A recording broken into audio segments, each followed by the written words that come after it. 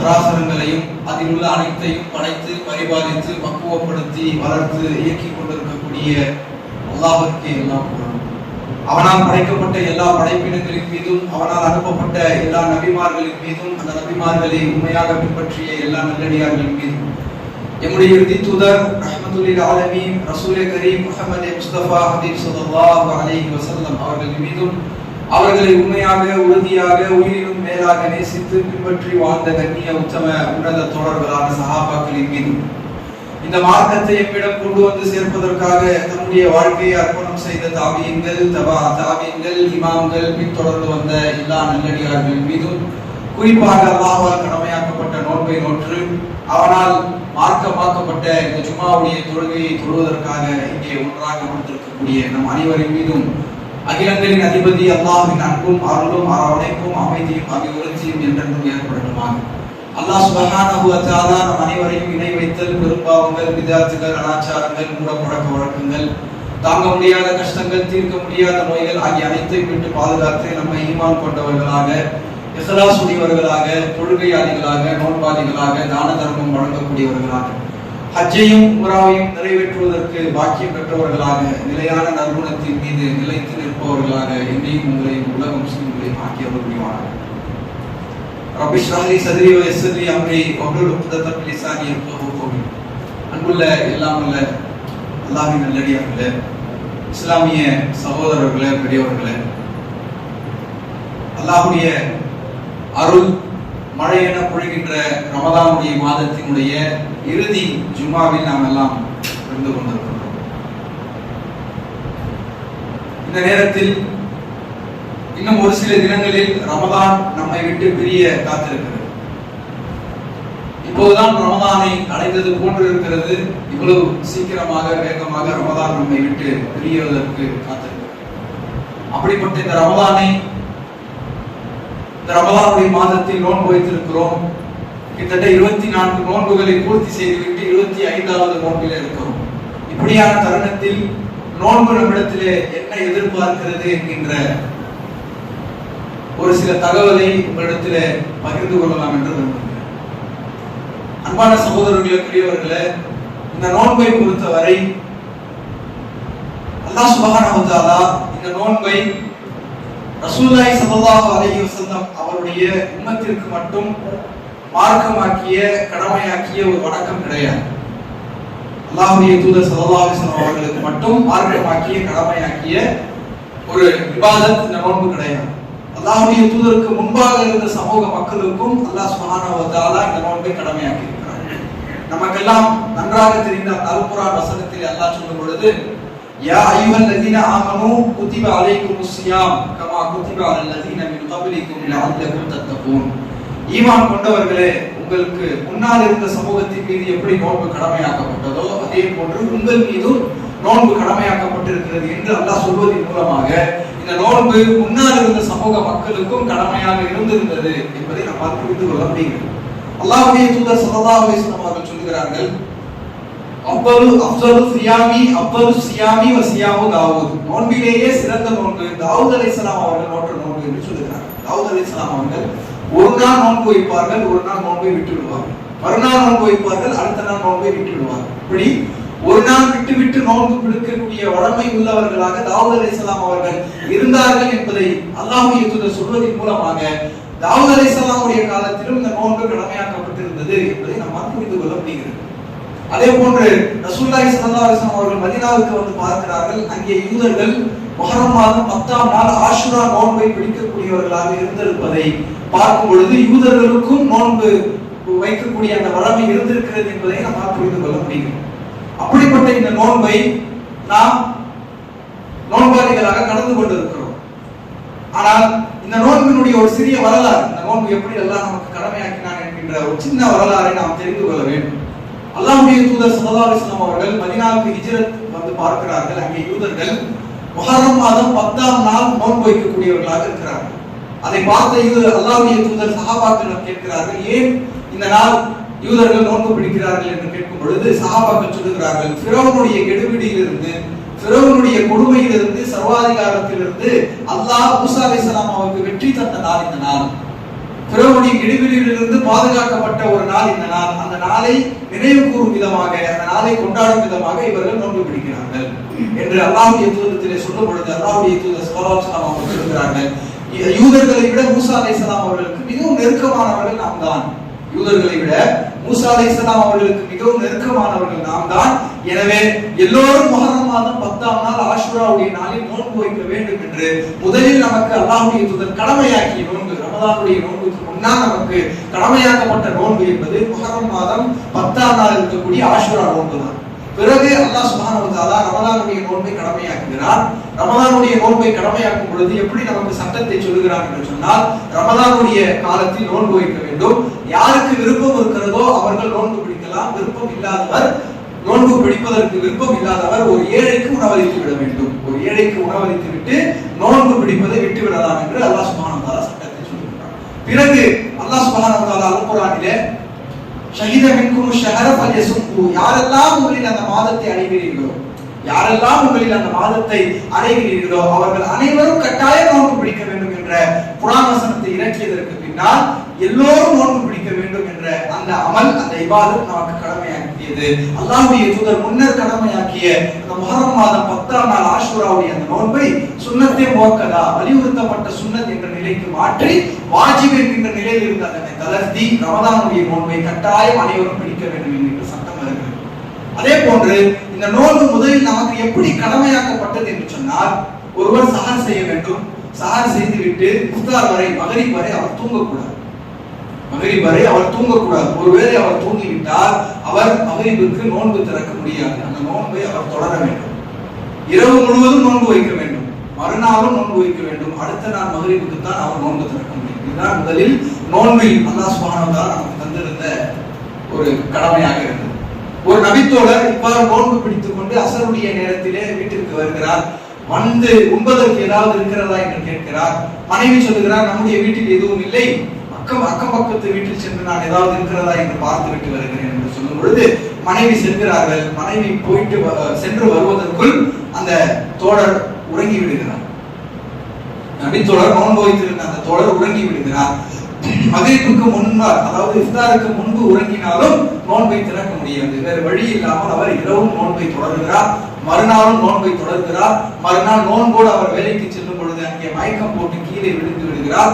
அப்போதுதான் அல்லாஹ் சுப்ஹானஹு வ தஆலா பகல் நேரத்தை உறங்குவதற்கும் இரவு நேரத்தில் உண்பதற்கும் நமக்கு கடமையாக்கி காலை ஃபஜ்ர் உதயமானதிலிருந்து மகரிப் வரை ஒருவர் நோன்பு வைக்க வேண்டும் என்கின்ற சட்டத்தை அல்லாஹ் சுப்ஹானஹு வ தஆலா நமக்கு தருகிறார். ஆக இந்த நோன்பை பொறுத்தவரை இந்த நோன்பு இப்படித்தான் அல்லாஹ் சுப்ஹானஹு வ தஆலா நமக்கு கடமையாக்கினார். புத்தி சுவாதீனம் இருக்கக்கூடிய, சலுகைகள் வழங்கப்படாத அனைவரும் கட்டாயம் நோன்பு பிடிக்க வேண்டும். புத்தி சுவாதீனம் உள்ள, சலுகைகள் வழங்கப்படாத என்று சொன்னால், ஒரு பிரயாணியாக இருக்கிறார், நோயாளியாக இருக்கிறார், முதிய வயதை, வயோதிக வயதை அடைந்து விட்டார், அல்லது மாதவிடாயில் இருக்கக்கூடிய அந்த பெண்கள், அல்லது பிரசவ தீட்டில் இருக்கக்கூடிய பெண்கள், இந்த சலுகைகள் வழங்கப்படாத அனைவரும் கட்டாயம் நோன்பு பிடிக்க வேண்டும். யாராவது இந்த நோன்பை வேண்டும் என்று மறுத்தால் இதெல்லாம் ஏன் பிடிக்க வேண்டும், இதனால் என்ன பயன் இருக்கிறது என்ற தர்க்கவாதங்களை பேசும் பட்சத்தில் அவர்கள் மார்க்கத்தை விட்டு வெளியேற்றப்பட்ட காபிராக கருதப்படுவார். அதே போன்று இந்த நோன்பை வேண்டும் என்ற எல்லா காரணங்களும், எல்லா தக்க உடல் ஆரோக்கியம் அனைத்தும் இருந்து யாராவது இந்த நோன்பை விடுவாரானால் அவர் பெரும்பாவியாக அவர் கருதப்படுவார். சலஃபு சாலிஹீன்கள் சொல்லுகிறார்கள், ரமதானுடைய ஒரு நாளுடைய நோன்பை ஒருவர் விட்டுவிட்டார் என்று சொன்னால் அவர் காலம் முழுவதும் நோன்பு வைத்தாலும் இந்த நோன்புக்கு ஈடாக. ரமதானுடைய ஒரு நோன்பை யாராவது விட்டு விட்டார் என்று சொன்னால் அதற்கு பகரமாக காலம் முழுவதும் அவர் நோன்பு வைத்தாலும் இந்த ஒரு நோன்பு, ஒரு வருடத்தில் இந்த 30 நாளில் இருக்கக்கூடிய ஒரு நோன்பிற்கு நீங்கள் காலம் முழுவதும் வைக்கக்கூடிய நோன்பிற்கு அது பகரமாகாது, ஈடாகாது என்று சொல்லக்கூடிய அந்த நிலையை நாம் பார்க்கும் பொழுது ரமதானுடைய நோன்பு என்பது கட்டாயம் அனைவரும் நிச்சயமாக பேணி வைக்க வேண்டும் என்பதை நம்மால் புரிந்து கொள்ள முடியும். அன்பான சகோதரர்களே, பெரியவர்களே, இந்த நோன்பு என்பது வெறுமனே ரமதானுடைய மாதத்தில் மட்டும் நமக்கு கடமையாக்கப்பட்ட, வழிகாட்டப்பட்ட ஒரு அமல் கிடையாது. அல்லாஹ்வுடைய தூதர் ஸல்லல்லாஹு அலைஹி வஸல்லம் அவர்கள் ரமதான் மாதம் அல்லாத மற்ற ஏனைய நாட்களிலும் மாதங்களிலும் ரமதான் நோன்பை வைப்பதற்கு நமக்கு வழிகாட்டி இருக்கிறார். ரமதான் மாதம் முடிந்தவுடன் அடுத்து வரக்கூடிய ஷவ்வால் மாதத்தில் வரக்கூடிய 6 நோன்புகள், யார் ஒருவர் ஷவ்வாலுடைய மாதம் 6 நோன்பு வைக்கிறார்களோ அவருக்கு மிகச்சிறந்த சிறப்புகளை அல்லாஹ்வுடைய தூதர் ஸல்லல்லாஹு அலைஹி வஸல்லம் அவர்கள் சொல்லி இருக்கிறார். இந்த 6 நோன்புகளில் ஈது முடிந்ததுக்கு மறுநாளில் இருந்து தொடர்ந்து 6 நோன்பு வைக்கலாம், அல்லது அந்த ஷவ்வால் மாதத்திற்குள் விட்டு 6 நோன்பு வைக்கலாம். அதற்கு அடுத்து வரக்கூடிய துல்ஹஜ் மாதம், ஹஜ் செய்யக்கூடிய மாதம் 9ஆம் நாள், துல்ஹஜ் மாதம் 9ஆம் நாள் அரஃபாவுடைய நாள். ஹாஜிகள் அரஃபா மைதானத்தில் ஒன்று கூடும் பொழுது ஹாஜிகள் அல்லாத மக்கள் அந்த அரஃபாவுடைய நாளிலே நோன்பு வைக்க வேண்டும். அந்த நோன்பு ஒருவருடைய பாவங்களுக்கு பகரமாக ஆகும் என்று அல்லாஹ்வுடைய தூதர் ஸல்லல்லாஹு அலைஹி வஸல்லம் அவர்கள் வழிகாட்டி இருக்கிறார்.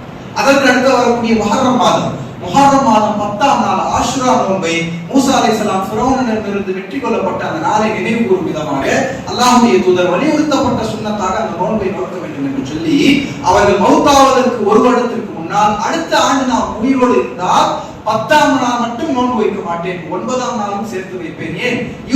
யூதர்களுக்கு மாறு செய்ய வேண்டும் என்பதற்காக துல்ஹஜ் முஹர்ரம் மாதம் 9ஆம் நாளும் 10ஆம் நாளும் ஆகிய 2 நாட்களும் நோன்பு வைப்பேன் என்று அல்லாஹ்வுடைய தூதர் சொல்லிவிட்டு சென்றதன் அடிப்படையில் நாம் ஒவ்வொரு ஆண்டும் இந்த முஹர்ரம் மாதம் தாசுஆ ஆஷுரா என்று சொல்லப்படக்கூடிய இந்த 2 நாட்களில் நோன்பு வைப்பது வலியுறுத்தப்பட்ட சுன்னத்தாக கருதப்படும்.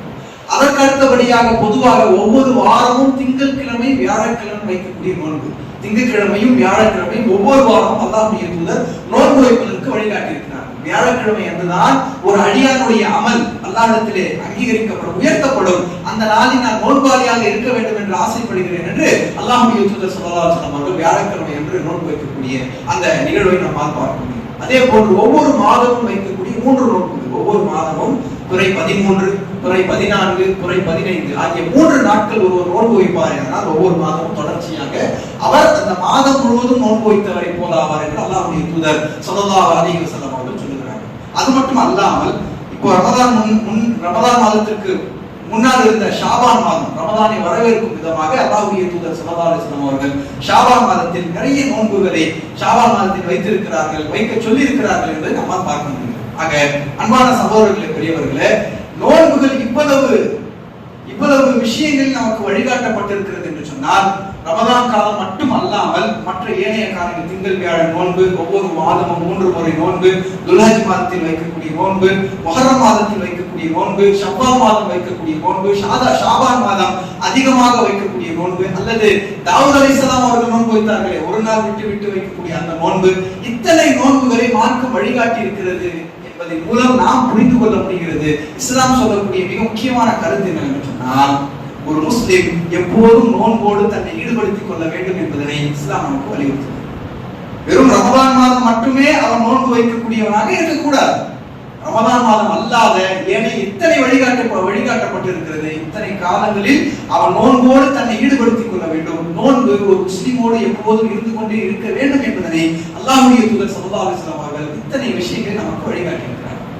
ஏன் இவ்வளவு நோன்பு ஒரு மனிதனுக்கு, ஒரு மூமினுக்கு, ஒரு முஸ்லிமுக்கு வழிகாட்டப்படுகிறது என்று சொன்னால், அன்பான சகோதரர்களே, பெரியவர்களே, ஒரு முஸ்லிமுடைய வெற்றி என்பது, ஒரு முஸ்லிம், ஒரு மூமின் வெற்றி அடைய வேண்டும் என்று சொன்னால், இந்த உலகத்திலும் மறுமையிலும் வெற்றி அடைய வேண்டும் என்று சொன்னால் தக்வாவினால் தான் அவனால் வெற்றி அடைய முடியும். தக்வா இல்லாமல் ஒரு முஸ்லிமால், ஒரு மூமினால் வெற்றி அடைய முடியாது. அல்லாஹ் சுப்ஹானஹு வ தஆலா நிறைய குர்ஆன் வசனங்களில் தக்வாவை குறித்து பேசியிருக்கிறார். வல் ஆகிபத்து லில் முத்தகீன் வல் ஆகிபத்து லித் தக்வா. தக்வாவுடையவர்கள் தான் வெற்றி பெற்றவர்கள், தக்வாவுடையவர்களுக்கு தான் வெற்றி இருக்கிறது என்று அல்லாஹ் சுப்ஹானஹு வ தஆலா சொல்வதை நம்மால் பார்க்க முடியும். அதே போன்று அல்லாஹ் சுப்ஹானஹு வ தஆலா வசியத்து செய்யும் போது குர்ஆனில் இவ்வாறு வசியத் செய்கிறார், வலகத் வஸைனல் லதீன ஊத்துல் கிதாப மின் கப்லிக்கும் வ இய்யாக்கும் அன் தகுல்லா. நான் உங்களுக்கும் உங்களுக்கு முன்னால் இருந்தார்களே சமுதாயம், உங்களுக்கு முன்னால் இருந்த சமுதாயத்திற்கும் செய்த அட்வைஸ், வசியத் என்னவென்று சொன்னால், நீங்கள் அல்லாஹ்வை தக்வா செய்து கொள்ள வேண்டும் என்பதுதான்.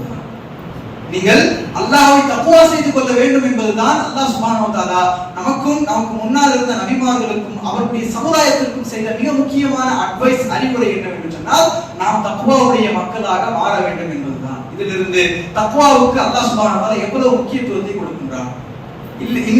இன்னலில் முத்தகீன மஃபாஸா, நிச்சயமாக தக்வாவுடையவர்கள் வெற்றி பெற்று விட்டார்கள் என்று அல்லாஹ் சுப்ஹானஹு வ தஆலா சொல்லுகின்றார். அது மட்டுமல்லாமல் அல்லாஹ்வுடைய தூதர் ஸல்லல்லாஹு அலைஹி வஸல்லம் அவர்களிடத்திலே சென்று, யா அல்லாஹ்வுடைய தூதரே, யா ரசூலுல்லாஹ், எனக்கு உபதேசம் செய்யுங்கள் என்று சொன்னால் அல்லாஹ்வுடைய தூதர் அதிகமாக சொல்லக்கூடிய உபதேசம் இத்தகில்லாஹ், நீ அல்லாஹ்வை அஞ்சிக்கொள், நீ அல்லாஹ்வை தக்வா செய்து கொள், உன்னை தக்வாதாரியாக மாற்றிக்கொள் என்றுதான் அல்லாஹ்வுடைய தூதர் அதிகமாக அட்வைஸ், உபதேசம் செய்திருக்கிறார். மேலும் அல்லாஹ்வுடைய தூதர் எங்கே உரை நிகழ்த்தினாலும், ஜும்மாவுடைய உரையாக இருக்கட்டும், பொதுவான உரையாக இருக்கட்டும், எங்கே உபதேசம் செய்தாலும் நான் முன்னையே ஓதி காட்டிய ஜும்மாவில் ஓதப்படக்கூடிய குத்பா உரை, அந்த 3 உபதேசங்கள், அந்த 3 குர்ஆன் வசனங்கள், யா அய்யுஹல்லதீன ஆமனு தக்குல்லாஹ், யா அய்யுஹன் நாஸ் தக்குல்லாஹ், யா அய்யுஹல்லதீன ஆமனு தக்குல்லாஹ் வகூலு கௌலன் சதீதா என்கிற 3 குர்ஆன் வசனங்களை ஓதாமல் அவர்கள் ஜும்மா நிகழ்த்த மாட்டார்கள், உரை நிகழ்த்த மாட்டார்கள். இந்த 3 குர்ஆன் வசனம் சொல்லக்கூடியது என்னவென்று சொன்னால், நீங்கள் அல்லாஹ்வை தக்வா செய்து கொள்ளுங்கள், நீங்கள் அல்லாஹ்வை அஞ்சிக் கொள்ளுங்கள், இறையச்சம் உள்ளவர்களாக உங்களை மாற்றிக் கொள்ளுங்கள் என்கின்ற அந்த ரீதியில் தான் இந்த குர்ஆன் வசனங்களை இருப்பதை நம்மால் பார்க்க முடியும். ஆக அன்பான சகோதரர்களே, பெரியவர்களே, இந்த தக்வாவை வளர்க்க வேண்டும் என்பதற்காகத்தான் இந்த நோன்பு நம்மிடத்திலே கடமையாக்கப்பட்டிருக்கிறது. ஒரு நபித்தோழர் சொல்லுகிறார், ரசூலுல்லாஹி ஸல்லல்லாஹு அலைஹி வஸல்லம் அவர்கள் ஒரு நாள் ஒரு உருக்கமான உரையை நிகழ்த்தினார்கள். அந்த உரையை கேட்கக்கூடிய நாங்கள் நடுநடுங்கி போயிருந்தோம். எந்த அளவுக்கு நாங்கள் நினைத்தோம் என்று சொன்னால், இதற்கு பின்பு அல்லாஹ்வுடைய தூதர் உபதேசமே செய்ய மாட்டார்களோ என்று நினைக்கக்கூடிய அளவுக்கு நாங்கள் பயந்து விட்டோம் என்று சொல்லி, அந்த நேரத்தில் ஒரு தோழர் எழுந்து, அல்லாஹ்வுடைய தூதரை, எங்களுக்கு இந்த நேரத்தில் இந்த தருணத்தில் எங்களுக்கு நீங்கள் வசியத்தை செய்யுங்கள், உபதேசம் செய்யுங்கள் என்று கேட்கும் பொழுது, இத்தகில்லாஹ், நீ அல்லாஹ்வை அஞ்சிக் கொள், நீ அல்லாஹ்வை அஞ்சிக் கொள் என்றுதான் அல்லாஹ்வுடைய தூதர் ஸல்லல்லாஹு அலைஹி வஸல்லம் அவர்கள் வசியத்தை செய்திருப்பதை நம்மால் பார்க்க முடியும். மேலும் அல்லாஹ்வுடைய தூதர் அதிகமாக சுஜூதிலே கேட்கக்கூடிய துஆவை நீங்கள் எடுத்துக்கொண்டீர்கள் என்று சொன்னார். சுஜூதிலே அதிகமாக அல்லாஹ்வுடைய தூதர் கேட்ட 2 துஆக்கள், அல்லாஹும்ம ஆத்தி நஃப்ஸி தக்வாஹா வ ஸக்கிஹா அன்த கைரு மன் ஸக்காஹா அன்த வலியுஹா வ மௌலாஹா. யா அல்லாஹ், என்னுடைய உள்ளத்திற்கு, என்னுடைய நஃப்ஸுக்கு நீ தக்வாவை வழங்குவாயாக, என்னுடைய உள்ளத்திற்கு நீ தக்வாவை வழங்குவாயாக என்று துஆ செய்திருக்கிறார். மேலும் அல்லாஹும்ம இன்னி அஸ்அலுக்கல் ஹுதா வத்துகா வல் அஃபாஃப வல் கினா. யா அல்லாஹ், என்னுடைய உள்ளத்திற்கு நீ நேர்வழி, எனக்கு நீ ஹிதாயத்தையும் தக்வாவையும் சுய கட்டுப்பாட்டையும் எனக்கு நீ தருவாயாக என்று அதிகமாக சுஜூதிலே செய்த 2 துஆக்கள் தக்வாவை குறித்து தான் இருப்பதை நம்மால் பார்க்க முடியும். அன்பான சகோதரர்களே, இந்த தக்வாவை வளர்ப்பதற்காகத்தான் நம்மிடத்திலே இந்த நோன்பு கடமையாக்கப்பட்டிருக்கிறது. அதை நாம் நன்றாக புரிந்து கொள்ள வேண்டும். நோன்பினால் ஏற்படக்கூடிய நன்மைகள் பல இருக்கலாம், நோன்பினால் ஏற்படக்கூடிய சீர்திருத்தங்கள் பல இருக்கலாம், நோன்பினால் ஏற்படக்கூடிய மாற்றங்கள் பல இருக்கலாம். ஆனால் அடிப்படை நோக்கம், அடிப்படை முதன்மை நோக்கம் என்னவென்று சொன்னால், நாம் தக்வா உள்ளவர்களாக மாற வேண்டும். தக்வா நம்மிடத்திலே வர வேண்டும் என்பதற்காகத்தான் பொதுவாக இபாதத்துகள் கடமையாக்கப்பட்டிருக்கிறது. தக்வா நம்மிடத்திலே வளர்க்க வேண்டும் என்பதற்காகத்தான் அல்லாஹ் சுப்ஹானஹு வ தஆலா இபாதத்தையே நம் மீது கடமையாக்கி இருக்கிறான். தொழுகையாக இருக்கட்டும், நோன்பாக இருக்கட்டும், ஜகாத்தாக இருக்கட்டும், ஹஜ்ஜாக இருக்கட்டும், எந்த இபாதத்தை நீங்கள் எடுத்துக்கொண்டாலும், குர்பானி அறுத்து பலியிடலாக இருக்கட்டும், எல்லாவற்றினுடைய அடிப்படை நோக்கமும் நம்மிடத்திலே தக்வாவை உருவாக்க வேண்டும், தக்வாவை ஏற்படுத்த வேண்டும். மனித சமுதாயத்தையே பார்த்து அல்லாஹ் இவ்வாறு தான் அழைத்து சொல்லுகின்றான், யா அய்யுஹன் நாஸ் உபுது ரப்பக்கும் அல்லதி கலகக்கும் வல்லதீன மின் கப்லிக்கும் லஅல்லக்கும் தத்தகூன். மனிதர்களே, ஒட்டுமொத்த மனிதர்களை அல்லாஹ் அழைத்து சொல்லுகின்றான், மனிதர்களே, நீங்கள் அல்லாஹ்வை, நீங்கள் உங்களுக்கு முன்னால் இருந்த முன்னோர்களை உங்களுக்கு முன்னால் இருந்தவர்களை படைத்த அந்த இறைவனையே நீங்கள் வணங்குங்கள், இதன் மூலமாக நீங்கள் தக்வாவுடையவர்களாக மாறலாம் என்று மனிதர்களை அழைத்து அல்லாஹ் சொல்லுகின்றான்.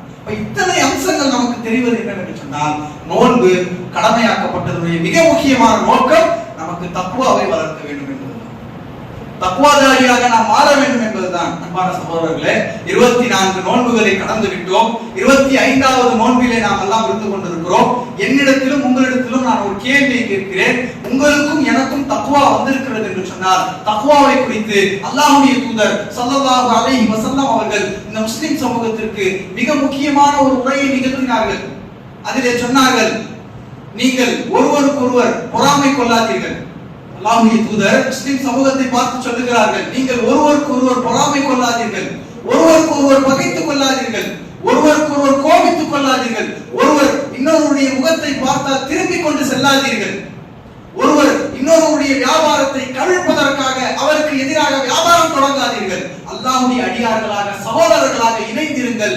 நீங்கள் அல்லாஹ்வுடைய அடியார்களாக சகோதரர்களாக இணைந்திருங்கள். ஒரு முஸ்லிம் இன்னொரு முஸ்லிமுக்கு சகோதரர் ஆவார், ஒரு முஸ்லிம் இன்னொரு முஸ்லிமுக்கு அநீதி இழைக்க மாட்டார், ஒரு முஸ்லிம் இன்னொரு முஸ்லிமை கேவலப்படுத்த மாட்டார், ஒரு முஸ்லிம் இன்னொரு முஸ்லிமுக்கு சதி செய்ய மாட்டார், ஒரு முஸ்லிம் இன்னொரு முஸ்லிமை இழிவுபடுத்த மாட்டார் என்று சொன்னார். நீங்கள் ஒருவரை ஒருவர் பொறாமை கொள்ளாதீர்கள், பகைத்துக் கொள்ளாதீர்கள், கோபித்துக் கொள்ளாதீர்கள், ஒருவர் முகத்தை பார்க்கும் பொழுது இன்னொருவர் முகத்தை திரும்பிக் கொண்டு செல்லாதீர்கள், ஒருவருடைய வியாபாரத்தை டவுன் செய்வதற்காக, கவிழ்ப்பதற்காக அவருக்கு எதிராக இன்னொரு வியாபாரத்தை நீங்கள் தொடங்காதீர்கள். அல்லாஹ்வுடைய அடியார்களாக நீங்கள் இணைந்திருங்கள். நீங்கள் ஒருவருக்கு ஒருவர் சகோதரர்களாக இருக்கிறீர்கள். ஒரு சகோதரர், ஒரு முஸ்லிம் சகோதரர் இன்னொரு முஸ்லிமுக்கு அநீதி இழைக்க மாட்டார், ஒரு முஸ்லிம் சகோதரர் இன்னொரு முஸ்லிமை கேவலப்படுத்த மாட்டார், ஒரு முஸ்லிம் சகோதரர் இன்னொரு முஸ்லிமை இழிவுபடுத்த மாட்டார், சதி செய்ய மாட்டார் என்று அல்லாஹ்வுடைய தூதர் சொல்லிவிட்டு சொல்லுகிறார்கள், அத்தக்வா ஹாஹுனா அத்தக்வா ஹாஹுனா அத்தக்வா ஹாஹுனா என்று 3 முறை தம்முடைய உள்ளத்தை தொட்டி காட்டி சொன்னார்கள். அத்தக்வா ஹாஹுனா என்றால் தக்வா என்பது இங்கே இருக்கிறது, தக்வா என்பது இங்கே இருக்கிறது, தக்வா என்பது இங்கே இருக்கிறது என்று 3 முறை தம்முடைய உள்ளத்தை தொட்டு காட்டி சொல்லி என்ன சொல்ல வருகிறார்கள் அல்லாஹ்வுடைய தூதர் என்றால், தக்வா உள்ளத்தில் இல்லாத காரணத்தினால் தான் முஸ்லிம் சமூகத்தில் இவையெல்லாம் நடந்து கொண்டிருக்கின்றன. உள்ளத்தில் தக்வா இல்லாத காரணத்தினால் தான் இந்த முஸ்லிம் சமூகத்திற்குள் பொறாமை, பகைமை, குரோதம், விரோதம், பழிவாங்கல், அநீதி இழைத்தல், சதி செய்தல், கேவலப்படுத்துதல், இழிவுபடுத்துதல், இன்னொருவரை சகோதரராக பாவிக்காமல் இருத்தல் என அனைத்தும் உள்ளத்திலே தக்வா இல்லாத காரணத்தினால் தான் நடைபெற்றுக் கொண்டிருக்கின்றன. ஆனால் அந்த தக்வாவை வளர்ப்பதற்கு, உள்ளத்திற்கு தக்வாவை உணவூட்டுவதற்கு, விதை போட்டு ஆரம்பமாக வளர்ப்பதற்கு இந்த நோன்பை அல்லாஹ் சுப்ஹானஹு வ தஆலா நமக்கு கடமையாக்கி இருக்கிறார் என்று சொன்னால், இந்த தருணத்தில் இன்று நீங்களும் நானும் ஒரு முஸ்லிமின் மீது பகைத்துக் கொண்டிருக்கிறோம், ஒரு முஸ்லிமின் மீது பொறாமை கொண்டிருக்கிறோம், ஒரு முஸ்லிமின் மீது கோபித்துக் கொண்டிருக்கிறோம், ஒரு முஸ்லிமை பார்த்தால் முகத்தை திருப்பிக் கொண்டு செல்கிறோம், ஒரு முஸ்லிமின் மீது சதி செய்கிறோம், ஒரு முஸ்லிமை வியாபாரத்தை கவிழ்ப்பதற்காக இன்னொரு வியாபாரத்தை தொடங்குகிறோம், ஒரு முஸ்லிமின் மீது அநீதி இழைக்கிறோம், ஒரு முஸ்லிமை கேவலப்படுத்துகிறோம், ஒரு முஸ்லிமை இழிவுபடுத்துகிறோம். இன்னும் இவற்றை எல்லாம் நான் செய்து கொண்டிருக்கின்றேன் அல்லது இவற்றில் ஏதாவது ஒன்றாவது இடத்தில் இருக்கிறது என்று சொன்னால் நிச்சயமாக அல்லாஹ்வின் மீது ஆணையிட்டு சொல்லலாம், 24 நோன்புகளும் என்னிடத்திலே தக்வாவை வரவழைக்கவில்லை என்றுதான் அர்த்தம். தக்வாவை வரவழைக்கவில்லை, இன்னும் அந்த நிலை எனக்கு இருக்கிறது என்று சொன்னார். அன்பான சகோதரர்களே, பெரியவர்களே, தக்வாவுடைய மக்களுக்கு தான் அல்லாஹ் சொர்க்கத்தை வைத்திருக்கின்றான். தக்வா பேசுபவர்களுக்கு அல்ல, வெறுமனே தக்வாவை பேசிக் கொண்டிருப்பவர்களுக்கு அல்ல, தக்வா குறித்து பயான் செய்பவர்களுக்கு அல்ல, தக்வா குறித்து பாடம் எடுப்பவர்களுக்கு அல்ல, அல்லது தக்வாதாரியாக தம்மை காட்டிக் கொண்டிருப்பவர்களுக்கு அல்லாஹ் சொர்க்கத்தை தரவில்லை.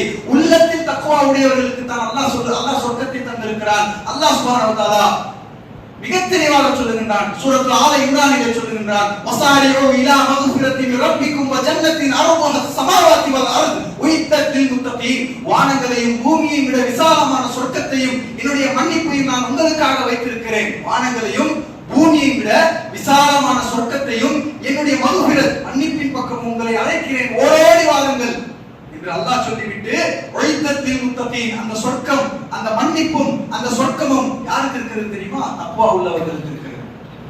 இந்த சொர்க்கமும் அல்லாஹ்வுடைய சொர்க்கமும் மன்னிப்பும் இந்த உலக வாழ்க்கையில் போராடுவது சொர்க்கத்தை அடைவதற்காக. ஒரு முஸ்லிமுடைய மூமினுடைய மிகச்சிறந்த இலக்கு, ஆகச்சிறந்த இலக்கு சொர்க்கத்தை அடைய வேண்டும், அல்லாஹ்வுடைய மன்னிப்பை அடைய வேண்டும். அல்லாஹ் சொல்லுகிறான், உனக்கு சொர்க்கத்தின் பக்கமும் மன்னிப்பின் பக்கமும் நான் அழைப்பு விடுக்கிறேன். அது உனக்கு வேண்டும் என்று சொன்னால் முத்தகீன்களுக்கு, தக்வாவுடையவர்களுக்கு நான் சொர்க்கத்தை தயார் செய்து வைத்திருக்கிறேன். அந்த தக்வாவை வளர்ப்பதற்காக நோன்பு என்னிடத்திலும் உங்களிடத்திலும் வந்திருக்கிறது. 24 நோன்புகளை கடந்து விட்டோம். அந்த தக்வா நம்மிடத்திலே வந்திருக்கிறதா இல்லையா என்பதை உரசி பார்ப்பதற்கு மிகச் சரியான ஒரு அளவுகோலை அல்லாஹ் சுப்ஹானஹு வ தஆலா இந்த குர்ஆன் வசனத்திற்கு அடுத்து இருக்கக்கூடிய ஒரு வசனத்திலே சொல்லி காட்டுகின்றார். தக்வாவுடைய மக்களுக்கு தான் சொர்க்கம், தக்வா பேசுபவர்களுக்கு சொர்க்கம் அல்ல. தக்வா என்பது ஆடையில் அல்ல, தக்வா என்பது பேச்சில் அல்ல, தக்வா என்பது தாடி வைப்பதில் அல்ல, தக்வா என்பது நம்மை தொழுகையாளியாக, நோன்பாளியாக, முத்தகியாக, தான தர்மம் அனுபவிக்கக்கூடியவராக, சமூகத்தின் தலைவராக, லீடராக, பெரிய ஒரு ஆளாக நம்மை காட்டிக் கொள்வது தக்வா அல்ல. அல்லாஹ் சுப்ஹானஹு வ தஆலா சொல்லுகின்றான், தக்வா உடையவர்களுக்கு தான் சொர்க்கம், தக்வா உடையவர்களுக்கு தான் அல்லாஹ்வுடைய மன்னிப்பு. அவர்கள் தக்வா உடையவர்களாக இருப்பார்கள். தக்வா உடைய பண்பை, 3 பண்புகளை அல்லாஹ் அடுத்த வசனத்திலே சொல்லுகின்றான். தக்வா உடைய மக்களே, தக்வா வேண்டும் என்று நினைக்கக்கூடிய மக்களே, அவர்களுக்கான அழைப்பை அல்லாஹ் அழைக்கின்றான். வெறுமனே ஒரு டைம் பாஸுக்காக ஜும்மாவிலே வந்து அமர்ந்து செல்பவர்களுக்கான அழைப்பு அல்ல அது. கபருக்கு சென்று நிம்மதியாக உறங்க வேண்டும் என்று நினைப்பவர்களுக்கான அழைப்பு அது. நாளை மறுமையிலே அல்லாஹ்வை சந்தித்து அல்லாஹ்வுடைய பொருத்தத்தை பெற வேண்டும் என்பதற்கான அழைப்பு அது.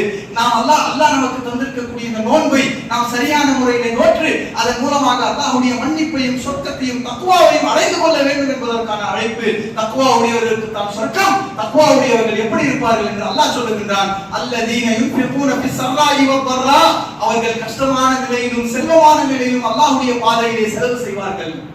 அவர்கள் கஷ்டமான நிலையிலும் செல்வமான நிலையிலும் அல்லாஹ்வுடைய பாதையிலே செலவு செய்வார்கள்.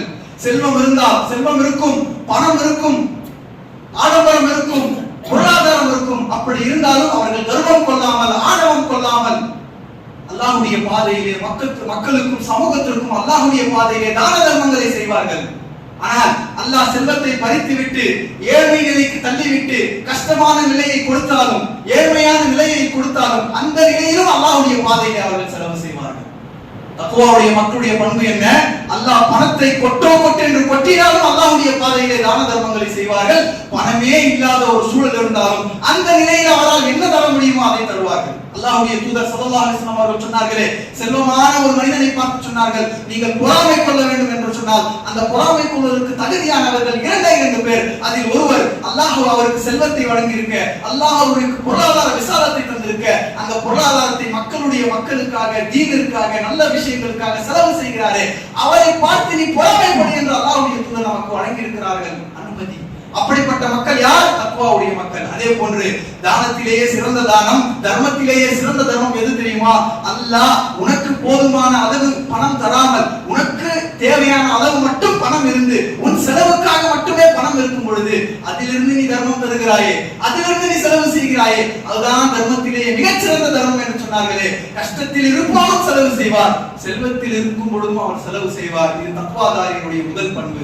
இரண்டாவது பண்பு சொன்னார்கள் அல்லாஹ் சுப்ஹானஹு வ தஆலா இரண்டாவது பண்பை சொல்லுகின்றான், வல் காதிமீனல் கைர், வல் காதிமீனல் கைர், அவர்கள் கோபத்தை விழுங்குவார்கள். கோபத்தை விழுங்குவார்கள். கோபம் வராது என்று சொல்லவில்லை. தக்வாவுடைய மக்களுக்கு அல்லாஹ் கோபம் வராது என்று சொல்லவில்லை. கோபம் வரும், வரக்கூடிய அந்த கோபத்தை கடித்து விழுங்குவது. கோபத்தை என்னால் விழுங்க முடிகிறதா? எத்தனை உறவுகள் கோபத்தில் பேசிவிட்ட வார்த்தையை நான் புரிந்து கிடக்கிறோம் அன்பானவர்களே. கணவன் மனைவி உறவாக இருக்கட்டும், தாய் தந்தை உறவாக இருக்கட்டும், நண்பர்கள் உறவாக இருக்கட்டும், உறவுகளாக இருக்கட்டும், எத்தனை உறவுகள் கோபத்திலே பேசிவிட்ட வார்த்தைகளின் காரணத்தினால், கோபத்தில் கொட்டிவிட்ட வார்த்தைகளின் காரணத்தினால், கோபத்திலே செய்துவிட்ட செயல்பாடுகளின் காரணத்தினால் எத்தனை நஷ்டங்களை, கஷ்டங்களை இந்த சமூகம் அனுபவித்துக் கொண்டிருக்கிறது. ஆனால் அல்லாஹ் சொல்லுகின்றான், நீ தக்வா உள்ளவனாக இருந்தால் உன்னால் கோபத்தை கடித்து விழுங்க முடியும். கோபம் வரும், வரக்கூடிய அந்த கோபத்தை நீ கடித்து விழுங்குவாய். இது இரண்டாவது பண்பு. மூன்றாவது பண்பு அல்லாஹ் சொல்லுகின்றான், மூன்றாவது பண்பு அல் ஆஃபீன அனின் நாஸ். அல் ஆஃபீன அனின் நாஸ், அவர்கள் மனிதர்களை மன்னிப்பார்கள். மனிதர்களை மன்னிப்பார்கள். முஸ்லிம்களை என்று கூட அல்லாஹ் சொல்லல. முஸ்லிம்களை மன்னிப்பார்கள் என்று கூட அல்லாஹ் சொல்லல, மனிதர்களை மன்னிப்பார்கள். அன்பான சகோதரர்களே, தக்வா நமக்கு வந்திருக்கிறது என்று சொன்னால் செல்வமான நிலையிலும் கஷ்டமான நிலையிலும் நம்மால் செலவு செய்ய முடிகிறதா? கோபத்தை விழுங்க முடிகிறதா? மனிதர்களை மன்னிக்க முடிகிறதா? இன்று நோன்பாளிகளாக இருக்கிறோம். அல்லாஹ் சொல்லுகின்றான், தக்வா இருந்தால் மனிதர்களை மன்னிக்க முடியும் என்று அல்லாஹ் சொல்லுகின்றான். ஆனால் இன்று பெற்றோரை மன்னிக்க முடியாத பிள்ளைகள் நோன்பாளிகள், பிள்ளைகளை மன்னிக்க முடியாத பெற்றோர் நோன்பாளிகள், உடன் பிறந்த சகோதர சகோதரிகளை மன்னிக்க முடியாத நோன்பாளிகள், உடன் பழகிய நண்பனை மன்னிக்க முடியாத நண்பன் நோன்பாளி என்று, தாவா களத்திலே பயணிக்கக்கூடிய சக அழைப்பாளரை, சக தாயை மன்னிக்க முடியாத தாய் நோன்பாளி, ஒன்றாக ஜமாத்திலே பயணிக்கக்கூடிய சக நிர்வாகியை அல்லது சக ஊழியரை மன்னிக்க முடியாத நோன்பாளிகள், ஒன்றாக படித்தவனை, ஒன்றாக வியாபாரம் செய்தவனை, ஒன்றாக தொழில் செய்தவனை, ஒன்றாக பழகியவனை மன்னிக்க முடியாத நோன்பாளிகள் நிறைந்து காணப்படுகிறோம் அன்பானவர்களே. அதற்காக இந்த நோன்பு வரவில்லை. இத்தனை நோன்புகள் முடிந்தும் என்னால் கஷ்டமான நிலையிலும் செல்வமான நிலையிலும் செலவு செய்ய முடியவில்லை என்று சொன்னால், கோபத்தை கழித்து விழுங்க முடியவில்லை என்று சொன்னால், மனிதர்களை மன்னிக்க முடியவில்லை என்று சொன்னால், முஸ்லிம்களை கூட அல்லாஹ் பயன்படுத்தலாம் பாருங்கள். முஸ்லிம்களை மன்னிப்பார்கள் என்று அல்லாஹ் மனிதர்களை மன்னிப்பார்கள். அன்பானவர்களே, அல்லாஹ்வுடைய தூதர் ஸல்லல்லாஹு அலைஹி வஸல்லம் அவர்களுக்கு அல்லாஹ் சுப்ஹானஹு வ தஆலா அல் குர்ஆனை இறக்கினார். அல்லாஹ்வுடைய தூதர் அல் குர்ஆனாகவே வாழ்ந்தார்கள். அவர்கள் தக்வாதாரியாக இருந்தார்கள். தக்வாதாரிகளுக்கெல்லாம் தலைவராக இருந்தார்கள். மனிதர்களை மன்னித்தார்கள். அன்பான சகோதரர்களே, பெரியவர்களே, இந்த உலகத்தில் முஹம்மது ஸல்லல்லாஹு அலைஹி வஸல்லம் அவர்களுக்கு இழைக்கப்பட்ட அநீதியை போன்று, கொடுமை போன்று யாரும் யாருக்கும் கொடுமையை தந்ததில்லை. அந்த அளவுக்கு கொடுமைகளை கட்டவிழ்த்து விட்டார்கள். உச்சிக்கு தூக்கினார்கள். அல் அமீன், அல் அமீன், அஸ்-சாதிக் என்று புகழை உச்சிக்கு தூக்கினார்கள். நுபுவத் பட்டம் கிடைத்து இஸ்லாமை, ஏகத்துவத்தை சொல்ல ஆரம்பித்ததற்கு பிறகு அவரை திட்டி காயப்படுத்தினார்கள். பைத்தியக்காரன், சூரியக்காரன், கவிஞர், உலகக்கூடியவர் என்றெல்லாம் அவரை பேச்சால் காயப்படுத்தினார்கள். காபாவிலே தொழுது கொண்டிருக்கும் பொழுது சுஜூதிலே அழுகி போன ஒட்டக குடலை அவர் மீது போட்டு அவரை துன்பப்படுத்தினார்கள். அவருடைய வீட்டு வாசலிலே முட்செடிகளை போட்டு அவரை காயப்படுத்தினார்கள். செருப்பால் அடித்தார்கள், காரி ஊழ்ந்தார்கள், காரி துப்பினார்கள் அல்லாஹ்வுடைய தூதரை. 2 வருடங்கள் அபூதாரி பள்ளத்தாக்கிலே அல்லாஹ்வுடைய தூதரையும் அவரோடு இருந்த மக்களையும் பசியாலும் பட்டினியாலும் மாற்றி எடுத்தார்கள். சரி, மதீனாவிற்கு சென்று நிம்மதியாக வாழலாம் என்று ஹிஜ்ரத் செய்ய போனால் அதற்கும் விடாமல் யார்? முஹம்மது ஸல்லல்லாஹு அலைஹி வஸல்லம் தலையை உயிரோடவோ பிணமாகவோ கொண்டு வருகிறார்களோ அவர்களுக்கு இத்தனை ஒட்டங்கள் பரிசாக வழங்கப்படும் என்று அவருடைய தலைக்கு விலை பேசினார்கள். அவ்வளவு துன்பங்களை கடந்து பாலைவன பயணத்தை கடந்து மதீனாவுக்கு சென்றால் அங்காவது நிம்மதியாக வாழ விட்டார்களா என்று சொன்னால் பத்ர், உஹது, கந்தக் என்று போர்களை தொடர்ந்து தொடுத்து அவருக்கு துன்பங்களை கொடுத்தார்கள். ஹிஜ்ரி 6 மக்காவிற்கு உம்ரா செய்து விட்டு வரலாம் என்று உம்ரா செய்வதற்காக போனால் உதைபியா என்னும் இடத்திலே நிற்க வைத்து அவருடைய மனதை காயப்படுத்தி திருப்பி அனுப்பினார். அல்லாஹ் காலத்தை மாற்றுகிறான், நேரத்தை மாற்றுகிறான், சூழலை மாற்றுகிறான். ஹிஜ்ரி 8 அல்லாஹ்வுடைய தூதருக்கு அல்லாஹ் சுப்ஹானஹு வ தஆலா மக்காவுடைய வெற்றியை தருகிறான். ஒரு ஆட்சியாளராக, ஒரு ராஜாவாக, ஒரு மன்னனாக அல்லாஹ்வுடைய தூதர் ஸல்லல்லாஹு அலைஹி வஸல்லம் அவர்கள் மக்காவை வெற்றி கொண்டு மக்காவிற்கு நுழைகிறார்கள். மக்காவிலே இருந்த காஃபிர்களும் முஷ்ரிக்குகளும் பயத்தால் நடுநடுங்கி இருக்கிறார்கள். என்ன செய்வார் நம்மை அல்லாஹ்வுடைய தூதர்? எவ்வளவு அவரை காயப்படுத்தி இருக்கிறோம், துன்பப்படுத்தி இருக்கிறோம், கேவலப்படுத்தி இருக்கிறோம், மனதை துன்புறுத்தி இருக்கிறோம். இப்போது என்ன செய்வார் அல்லாஹ்வுடைய தூதர் என்று யோசித்துக் கொண்டிருக்கிறார்கள், பயந்து கொண்டிருக்கிறார்கள். அல்லாஹ்வுடைய தூதர் சொல்கிறார்கள், எல்லாரையும், எல்லா மக்களையும் ஹரம் எல்லைக்குள் வரவழையுங்கள் என்று சொல்கிறார்கள். எல்லோரையும் ஹரம் எல்லைக்குள் வரவழையுங்கள். கைதிகளாக வந்து நிற்கிறார்கள்.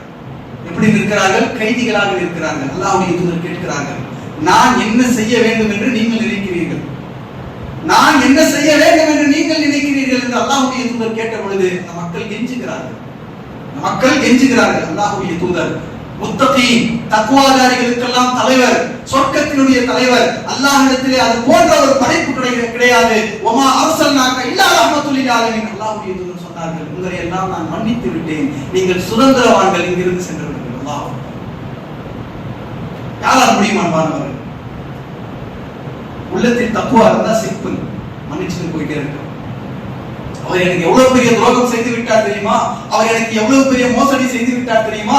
அவர் என்னை எந்த அளவு காயப்படுத்தி விட்டார் என்று தெரியுமா? இன்றெல்லாம் நாம் மன்னிப்பதற்கு சாக்கு போக்குகளை தேடிக்கொண்டிருக்கிறோம். சிம்பிள், உள்ளத்துல தக்குவா இருந்தா அல்லாஹ்வுக்காக மன்னித்து விட்டு போய்கொண்டே இருக்கலாம். ஆனால் இன்று ஒருவருக்கு எப்போது வாய்ப்பு கிடைக்கும், எப்போது பழி வாங்கலாம் என்று நாம் இன்று பலரை நினைத்துக் கொண்டே இருக்கிறோம். பழி வாங்குவதற்கு துடித்துக் கொண்டே இருக்கிறோம். குரோதங்களை உள்ளத்திலே சுமந்து சுற்றி கொண்டே இருக்கிறோம். தவறான புரிதல்களால், தவறான காட்சிகள் அமைப்புகளால் இன்று நிறைய பிரச்சனைகளும் சூழ்ச்சிகளும் நம்முடைய முஸ்லிம்களுக்கு ஊடுருவி விட்டது. ஒரு முஸ்லிமை எப்படி பழி வாங்கலாம், ஒரு முஸ்லிமை எப்படி கேவலப்படுத்தலாம், ஒரு முஸ்லிமை எப்படி காலை வாரி விடலாம் என்று எப்போது பார்த்தாலும் அடுத்தவனை பற்றி குறை சொல்வது, புறம் பேசுவது, கேவலப்படுத்துவது, அடுத்தவனை பற்றியே சொல்லி சொல்லி சொல்லி அவனை சிறு சிறு தவறுகளை பெரிதாக ஊதாக்கி அதை பெரிய ஒரு தவறாக பாவித்து மன்னிக்கும் மனப்பான்மை இழந்து, ஒற்றுமையை இழந்து, சகோதரத்துவத்தை இழந்து, சின்ன சின்ன பிரச்சனைகளை முதன்மைப்படுத்தி நாம் ஒரு பெரிய விஷயமாக பார்த்துக் கொண்டிருக்கிறோம். ஆனால் நம்மை சுற்றி உலகம், நம்மை சுற்றி நாடு, நாம் இருக்கக்கூடிய பிரதேசம் என்பது நம் ஒட்டுமொத்த மக்களையும் அழிப்பதற்கு அங்கே தயாராகி கொண்டிருக்கக்கூடிய காட்சிகளை பார்த்துக் கொண்டிருக்கிறோம். ஆனால் நாம் உள்ளே தத்துவா இல்லாததன் காரணத்தினால் பொறாமைப்பட்டுக் கொண்டிருக்கிறோம், பகைத்துக் கொண்டிருக்கிறோம், கேவலப்படுத்திக் கொண்டிருக்கிறோம், பழிவாங்கிக் கொண்டிருக்கிறோம், கோபத்தை விழுங்க முடியாமல் தவித்துக் கொண்டிருக்கிறோம், மனிதர்களை மன்னிக்க முடியாமல் திண்டாடி கொண்டிருக்கிறோம். இந்த நோன்பு அதற்கு தான் நம்மிடத்தில் வந்திருக்கிறது. இந்த 24 நோன்புகளுக்கு பிறகும் இந்த பண்புகளின் இடத்திலே வரவில்லை என்று சொன்னால், 24 நோன்புகளுக்கு பிறகும் இந்த பண்புக்கு உரியவர்களாக நாம் மாறவில்லை என்று சொன்னால், நம்மிடத்திலே எப்படிப்பட்ட ஒரு மாற்றத்தையும் இந்த நோன்பு ஏற்படுத்தவில்லை. மாறுவோம் அன்பானவர்களே. நான் எனக்கு சொல்லிக் கொள்கிறேன், உங்களுக்கும் சொல்லிக் கொள்கிறேன், அல்லாஹ்வுக்காக மாறுவோம். இருக்கக்கூடிய 60-70 வாழ்க்கை, இந்த வாழ்க்கையில் சின்ன சின்ன பிரச்சனைகளை பெரிதாக்கி ஊதாக்கி சண்டையிட்டுக் கொண்டு வேண்டாம். சகோதரர்களாக ஒற்றுமையோடு செல்வமான நிலையிலும் கஷ்டமான நிலையிலும் தான தர்மங்களை வழங்குவோம், கோபத்தை கடித்து விழுங்குவோம், மனிதர்களை மன்னிப்போம். அதற்குத்தான் இந்த நோன்பு நம்மிடத்தில் மிகப்பெரிய பரிசாக, அருளாக வந்திருக்கிறது. இந்த நோன்பை சரியான முறையிலே பயன்படுத்திக் கொள்வோம். அல்லாஹ்விடத்திலே கையேந்துவோம். யா அல்லாஹ், எங்களுக்கு இந்த நோன்பிலே மிகச்சிறந்த பாக்கியத்தை கொடுப்பாயாக. இந்த நோன்பிலே தக்வாவுடைய மக்களாக எங்களை மாற்றுவாயாக. இந்த நோன்பு எதற்காக நீ கடமையாக்கியானாயோ அந்த நோக்கத்தை முழுவதுமாக நாங்கள் ஏற்றுக்கொண்டு செயல்படக்கூடிய நல்ல மக்களாக அல்லாஹ் சுப்ஹானஹு வ தஆலா என்னையும் உங்களையும் உலக முஸ்லிம்களையும் ஆக்கி அருள் புரிவானாக. வா ஆகிரு தஅவானா அல்ஹம்துலில்லாஹி ரப்பில் ஆலமீன்.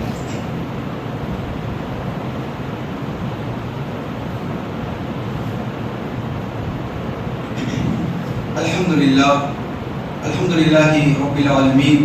அஸ்ஸலாத்து வஸ்ஸலாமு அலா சய்யிதினா ஹபீபினா முஹம்மத் வ அலா ஆலிஹி வ ஸஹ்பிஹி அஜ்மஈன்.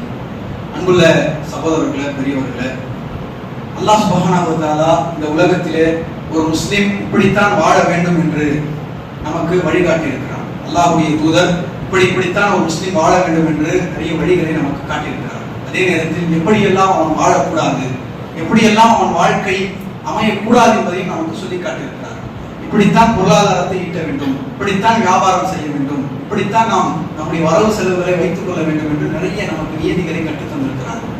அப்படி அதை தாண்டும் பொழுது, அந்த வரம்புகளை தாண்டும் பொழுது நம்மை பெரும்பாவியாகவும் நரகத்திற்கு உரியவர்களாகவும் நம்மை எச்சரிக்கை செய்திருக்கிறார்கள். அதை நாம் மறந்துவிடக்கூடாது. அப்படி பெரும்பாவமாகவும் நரகத்திற்கு நம்மை அழைத்து செல்லக்கூடிய ஒரு மிகப்பெரிய கோரமான ஒரு விஷயம்தான் இந்த சமூகத்தில் வட்டி என சொல்லப்படக்கூடிய ஒரு விஷயம் நம்ம இன்று ஆழ்ந்து கிடக்கிறது, நம்மை சுற்றி சூழ்ந்து கிடக்கிறது. இந்த வட்டியில் இல்லாத முஸ்லிமே இல்லை என்று சொல்லும் அளவிற்கு எல்லோரும் இன்று வட்டியால் மூழ்கடிக்கப்பட்டிருக்கிறோம். நிறைய வட்டி சம்பந்தமான விஷயங்கள் நாம் எல்லாம் அறிந்துதான் வைத்திருக்கிறோம். அந்த வட்டியிலிருந்து முஸ்லிம் சமூகத்தை பாதுகாக்க வேண்டும், முஸ்லிம் சமூகத்தை வட்டியில்லா சமூகமாக அமைக்க வேண்டும் என்று சொன்னால் அல்லாஹ்வுடைய தூதர் ஸல்லல்லாஹு அலைஹி வஸல்லம் அவர்கள் மதீனாவிலே செய்த அந்த புரட்சியை நம்முடைய ஒவ்வொரு மஹல்லாக்களிலும் நாம் செய்வதற்கு வர வேண்டும். பைத்துல் மால் என்கின்ற ஒரு திட்டத்தை அல்லாஹ்வுடைய தூதர் ஸல்லல்லாஹு அலைஹி வஸல்லம் அவர்கள் பொது நிதி என்கின்ற ஒரு திட்டத்தை கொண்டு வந்து அதன் மூலமாக வியாபாரத்திற்கு உதவி செய்திருக்கிறார்கள், கல்விக்கு உதவி செய்திருக்கிறார்கள், அவசரமான தேவைகளுக்கு உதவி செய்திருக்கிறார்கள். அது போன்ற திட்டங்களை நம்முடைய ஒவ்வொரு முஸ்லிம் மஹல்லாக்களிலும் ஒவ்வொரு முஸ்லிம் மஸ்ஜிதுகளிலும் அந்தந்த மஹல்லா பொறுப்பாளர்கள் ஒரு பைத்துல் மாலை தொடங்கி வட்டியில்லா கடனை கொடுக்கக்கூடிய அந்த திட்டத்தை கொண்டு வர வேண்டும். அதுதான் நம்முடைய முஸ்லிம் சமூகத்தை வட்டியிலிருந்து பாதுகாக்கும். அது அல்லாமல் ஆடம்பரத்திற்காக, நம்முடைய ஆசைகளுக்காக, நம்முடைய அலங்காரத்திற்காக வட்டி வாங்குவது அது கூடாது. அதில் நாம் எந்த அளவுக்கும் அதற்கு அனுமதி தந்து விடக்கூடாது. அவசர தேவைக்காகவும், ஒரு வீடு கட்டுவதற்கோ, ஒரு கல்விக்கோ, ஒரு மருத்துவத்திற்கோ, ஒரு அவசர தேவைக்கோ திடீரென்று சென்ற வட்டியில் விழுபவர்களை காப்பாற்றுவதற்கு நாம் நம்முடைய பைத்துல் மால்களை தொடங்க வேண்டும். அப்படியான ஒரு முயற்சியாக தாங்கல் பகுதியிலே, திருவொற்றியில் இருக்கக்கூடிய தாங்கல் பகுதியிலே கடந்த 3 மாதங்களாக அல் அக்ஸா பைத்துல் மால் என்று சொல்லப்படக்கூடிய ஒரு பைத்துல் மால் தொடங்கப்பட்டு அதன் மூலமாக இதுவரை 10 நபர்களுக்கு வட்டியில்லா கடன் கொடுக்கப்பட்டிருக்கிறது. 2 லட்சம் வரை அதில் கொடுக்கப்பட்டிருக்கிறது. அது தொடங்கியதற்கு பிறகு அல்லாஹ்வுடைய மாபெரும் அருளால் நிறைய அதன் மூலமாக மக்கள் பயன்பெறுவதற்கு ஆரம்பமாகி இருக்கிறார்கள். நம்முடைய இந்த பள்ளிவாசல் நிர்வாகிகளும் அதற்கு ஒத்துழைக்கிறார்கள், நமக்கு ஆதரவு தெரிவிக்கிறார்கள். அதே போன்று அது தொடங்கியவுடன் நிறைய மக்கள் தொடர்பு கொள்கிறார்கள். வட்டியில் இப்படி சிக்கிக் கொண்டேன், இப்படி சென்று விட்டோம், வீடு கட்டுவதற்கு நான் வட்டியில போன அப்படியே மாட்டி வீடியே விற்கக்கூடிய நிலைமைக்கு வந்துட்டேன், தவறான ஒரு நிலைக்கு நான் போயிட்டேன், என்ன தவறான உறவுகளுக்கெல்லாம் அழைக்கிறாங்க வட்டி வாங்குறோம்னு சொல்லக்கூடிய அளவுக்கு, காதல் கேட்குவதற்கு கூச்சப்படுவ அளவுக்கு நம்முடைய சமூகத்தில் வட்டி தெரியாமல் சிக்கி இருக்கிறார்கள் மக்கள். அன்பான அவர்களை எல்லாம் பாதுகாக்கக்கூடிய ஒரு கடமை, நம்மளான கடமை, நம் சக்திக்கு உட்பட்டு ஒரு சிறிய அளவிலாவது நாம் செய்ய வேண்டும். அப்படியான ஒரு திட்டத்தை தாங்கள் பகுதியில் தொடங்கி இருக்கிறோம். அந்த தொடங்கி இருக்கக்கூடிய அந்த திட்டத்தை மேலும் வளர்ச்சி அடைவதற்கு, மேலும் மக்களுக்கு அதன் மூலமாக பயன் தருவதற்காக ஒவ்வொரு ஜும்மாக்களிலும் பள்ளிவாசல்களுக்கு சென்று அங்கே மக்களிடத்திலே அவருடைய தான தர்மங்களை, பொருளாதார உதவிகளை கேட்டு வருகிறோம். அது போன்று அல்லாஹ்வுடைய அருளால் நம்முடைய இந்த மதீனா பள்ளிவாசலில் நம்முடைய நிர்வாகிகளுடைய ஒத்துழைப்பின் பேரில் இன்றைய ஜும்மாவுடைய வசூல் இந்த அல் அக்ஸா பைத்துல் மால் வட்டி இல்லா நகைக்கடன் திட்டத்திற்காக எடுக்கப்படுகிறது. ஆக இங்கே வந்திருக்கக்கூடிய சகோதரர்கள், பெரியவர்கள், வாலிப நண்பர்கள் உங்களுடைய ஒட்டுமொத்த பொருளாதாரங்களையும், உங்களால் முடிந்த பொருளாதாரங்களையும் அந்த பைத்துல் மாலுக்காக வழங்குங்கள். இது மிக தெளிவான ஒரு சதகத்துல் ஜாரியா, நிலையான தர்மம். இது கழியக்கூடிய தர்மம் அல்ல. இது கடனாக செல்லும், மீண்டும் உள்ளே வரும், கடனாக வெளியே போவோம், மறுபடியும் திருப்பி உள்ள வரும். தொடர்ந்து இது நடந்து கொண்டே இருக்கும். இந்த பைத்துல் மால் இயங்கும் வரை இன்ஷா அல்லாஹ், அல்லாஹ் வறுமை வரை இந்த பைத்துல் மால் இயங்க வைத்தால், அதுவரை நீங்கள் அதற்கு பொருளாதாரத்தை வழங்கினால் அந்த நன்மை உங்களுக்கு நிச்சயமாக கிடைக்கும். அந்த நன்மையை நீங்கள் பெற்றுக்கொள்ள வேண்டும். எல்லோரும் இங்கே வந்திருக்கக்கூடியவர்கள் பொருளாதார உதவிகளை வெளியே சகோதரர்கள் துண்டேந்தி நிற்பார்கள். பொதுவான முறையில் வழங்கக்கூடியவர்கள் பொதுவாக வழங்கலாம், அல்லது தனியப்பட்ட முறையில் தரக்கூடியவர்கள் வழங்கலாம். ஸ்கேன் செய்து QR கோடு மூலமாக தருபவர்கள் தரலாம். உங்களாலான பொருளாதார உதவிகளை தாருங்கள். அல்லாஹ் சுப்ஹானஹு வ தஆலா நம்முடைய சமூகத்தை வட்டி இல்லா ஒரு சமூகமாக மாற்றுவான். ரமலானுடைய மாதத்துடைய கடைசி ஜும்மா தான தர்மங்களுக்கென்றே அல்லாஹ் சுப்ஹானஹு வ தஆலா ஜும்மாவுடைய நாளை ஆக்கி இருக்கிறான். தான தர்மங்களை வழங்க வேண்டும். அதுவும் நோன்பாளிகளாக இருக்கிறோம், இரட்டிப்பு நன்மைகளை அல்லாஹ் தர இருக்கிறான். பள்ளிவாசலுக்கும் வழங்குவோம். பள்ளிவாசலுடைய தேவைகளும் அதிகமாக இருக்கிறது. பராமரிப்பு பணியாக இருக்கட்டும், ரமலான் செலவாக இருக்கட்டும், மற்ற விஷயங்களாக இருக்கட்டும், பள்ளிவாசலுக்கும் நாம் உதவி செய்வோம், போன்ற பைத்துல் மால்களுக்கு உதவி செய்வோம். அல்லாஹ் சுப்ஹானஹு வ தஆலா எதை சொன்னோமோ, எதை கேட்டோமோ அதை அப்படியே நம்முடைய வாழ்க்கையில் அமல்படுத்தக்கூடிய நல்ல மக்களாக ஆக்கி அருள் புரிவானாக. நம் எல்லோரையும் தக்வாவுடைய மக்களாக ஆக்கி அருள் புரிவானாக. நம் எல்லோரையும் தக்வாவுடைய பண்புகள் அனைத்தும் உள்ளவர்களாக நம்மை ஆக்கி அருள்வானாக.